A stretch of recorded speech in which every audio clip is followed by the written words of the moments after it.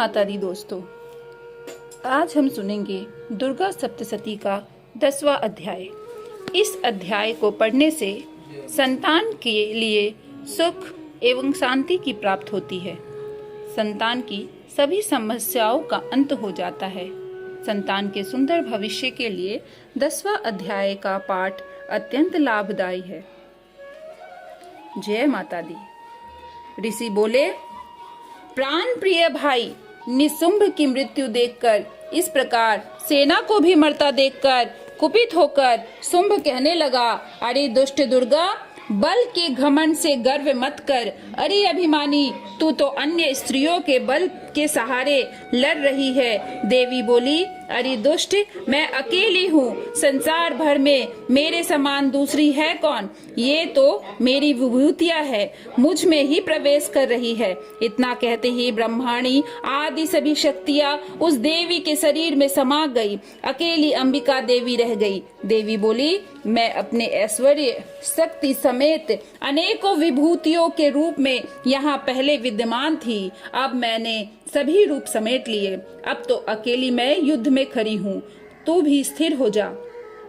ऋषि बोले, तब सभी देवता तथा दैत्यों के देखते देखते देवी और शुंभ इन दोनों में युद्ध छिड़ गए।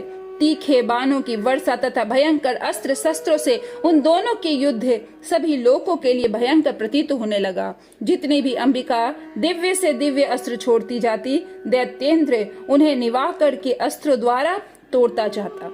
इसी प्रकार परमेश्वरी अंबिका भी खेल खेल में हुंकार आदि शब्दों द्वारा दैत्य के छोड़े गए दिव्य अस्त्रों को तोड़ती गई। तदंतर असुर ने सैकड़ों बाणों से देवी को आच्छादित कर दिया। तब देवी ने भी कुपित होकर बाणों द्वारा उसका धनुष काट डाला। धनुष के टूट जाने पर दैत्येंद्र ने हाथ में शक्ति उठा ली। तभी शक्ति उसके हाथ में ही थी कि देवी ने चक्र द्वारा उस शक्ति को काट डाली। तब दैत्यराज ने तलवार तथा 100 चंद्रमा वाली चमचमाती ढाल लेकर देवी पर भागते हुए उसकी तलवार तथा सूर्य जैसी चमकती ढाल ले अपने धनुष को छोड़े हुए तीखे बाणों से तुरंत काट दिया। रथ के घोड़े सारथी को भी मार दिया। धनुष तो पहले ही कट चुका था। तब तो भयानक मुग्दर लेकर अंबिका को मारने के लिए दैत्य उद्यत हो गया। आते ही उसके मुग्दर को भी तीखे तीरों द्वारा माता ने काट दिया।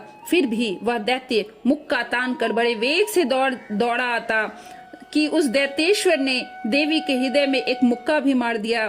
तब देवी ने भी उसकी छाती पर एक चपेट जमा दी। देवी की उस चपेट के लगते ही वह दैत्यराज पृथ्वी पर गिर पड़ा। गिरकर भी सहसा उसी प्रकार उठ खड़ा हुआ। तब उछलकर देवी को उठाकर आकाश में स्थित हो गया। वहां से निराधार होकर वह चंडिका देवी के साथ युद्ध करने लगा। आकाश में उस समय दैत्य तथा चंडिका का आपस में घोर युद्ध हो रहा था। वह पहले पहल सिद्ध मुनियों को विस्मय कारक था। जब अंबिका ने उसके साथ देर तक युद्ध करते करते दैत्य को उठा लिया और उसे पृथ्वी पर पटक दिया।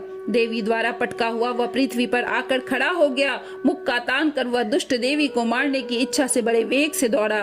तब उस दैत्यराज को आता हुआ देखकर देवी ने उसकी छाती में त्रिशूल भोग दिया और पृथ्वी पर गिरा दिया। देवी के शूल से छत विछत होकर पृथ्वी पर पड़ते ही उसके प्राण निकल गए। उसका गिरना भी समुद्र, द्वीप एवं पर्वतों के साथ सारी पृथ्वी को हिला देने वाला था। उस दुरात्मा के मरते ही सारा जगत स्वस्थ एवं प्रसन्न हो गया। आकाश भी बहुत ही साफ दिखाई देने लगा। पहले जो उपद्रवों मेघ उठ रहे थे तथा उल्कापात हो रहे थे, वे सभी शांत हो गए। दैत्य के मारे जाने पर नदियां भी अपने अपने मार्ग पर चलने लगी। उसकी मृत्यु और होते ही सभी देवताओं के मन प्रसन्न हो गए। गंधर्व मनोहर गायन करने लगे। दूसरे बाजे बजाते अप्सरा गण नाचने लगी। वायु पवित्र होकर चलने लगी। सूर्य उज्जवल होकर चलने लगा। अग्निशाला की बुझी हुई आग अपने आप प्रज्वलित हो गई। सभी दिशाओं की भयंकर आवाजें शांत हो गई। इति दुर्गा सप्तशती का 10वां अध्याय समाप्तम। बोलो जय माता दी दोस्तों।